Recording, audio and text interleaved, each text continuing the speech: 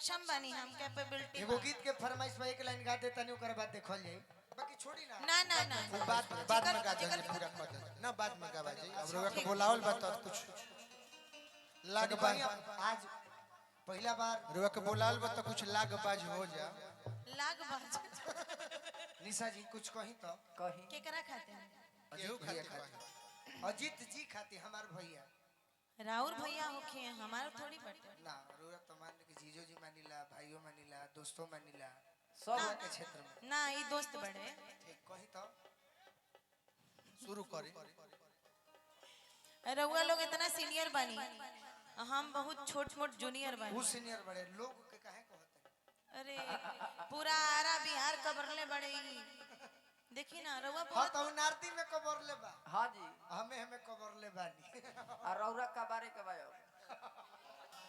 तो के पहले कबारब हम जितना पैसा आवेला पीछे से ही खींच ले वाला लइका केहू देख ना पावे अच्छा जा दे कबर सब घींच के रौरे सब के न दिला जे हमनी के चल कहीं ना कि हई जवनिया भइल बदारो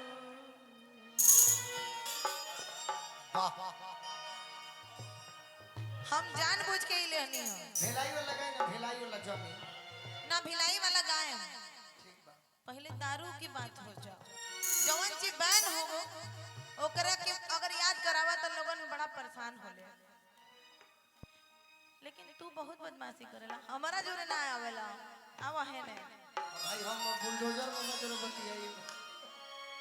भैया ना बुलडोजरे की सरकार बा हाँ जी हम बर्बाद हो जाए इनका सोझा हम खाली खड़ा कि हई जब अच्छा भिलाई वाला गादी तब आइबा भैया जोरे गाओ हम दोनों जने जोरे गाइब नो हम बानी बाकी उनका से कुछ अच्छा, बतिया ठीक कहे कि जब से गइला कहां ई फरमाइश कइला हम रउआ खातिर कहता नहीं कि जब से गइला तू कमाए के भिलाई राजा जी जय हो सिटी जय हो सिटी सिटी मारता कि जब से गइला कहां तू कमाए के भिलाई राजा जी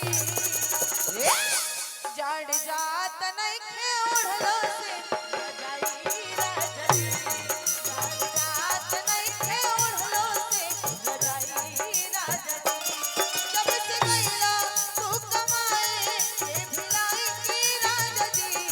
जब से गइला तू कमाए के भिलाई राजा जी जड़ जात नहीं खे ओढ़लो से रजाई राजा जी जड़ जात नहीं खे ओढ़लो से रजाई राजा जी और तो ई मंच ह हाँ कुछ तो हुआ है घर वैसे हराने लागे रोक ले ले निशा जी। रोक अच्छा ले सुना तो अब हम ई जवाब देती ना ना काहे रवा कि- दी ही हम लेवे खातिर तैयार बानी जवाब हम ना देते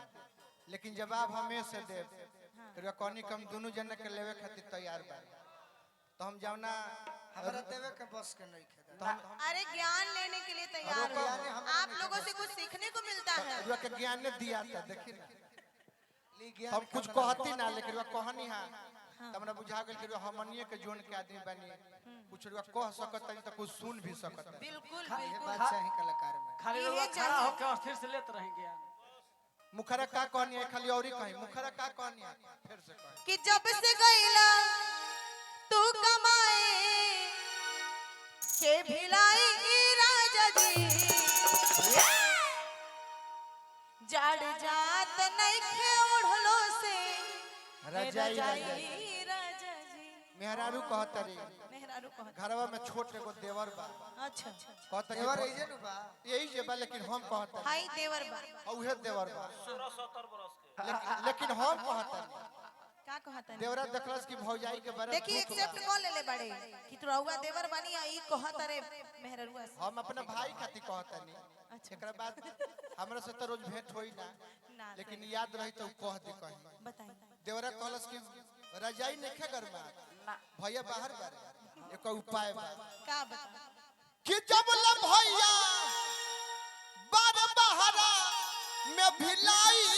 भौजी कि जब ल भैया